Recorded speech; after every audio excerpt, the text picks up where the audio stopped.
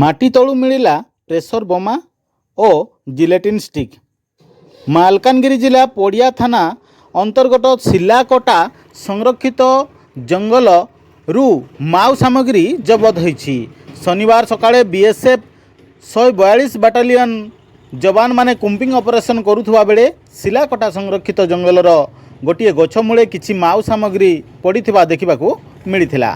अधिक खानतलाश करने उक्त अंचल को 3टी प्रेसर बोमा 20 मीटर कोडेक्स तार 24टी जिलेटिन स्टिक और 2 बंडर विद्युत तार मिलिथिला।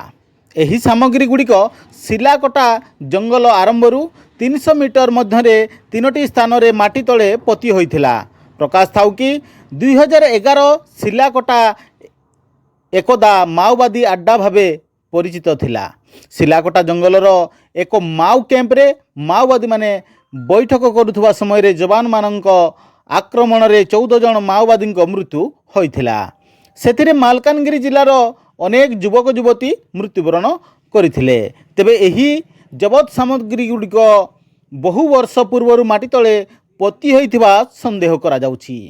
मालकानगिरी जिला रु जिला प्रतिनिधि सीएस आनक रिपोर्ट, ओडिशा लाइव टीवी।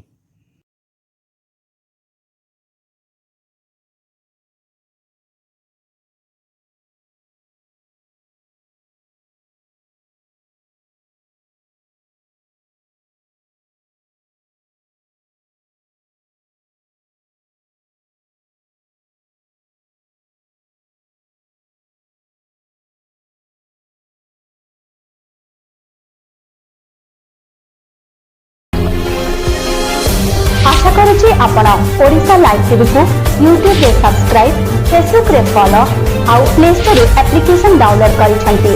जदि करिनहांती आज ही करिनियंतो।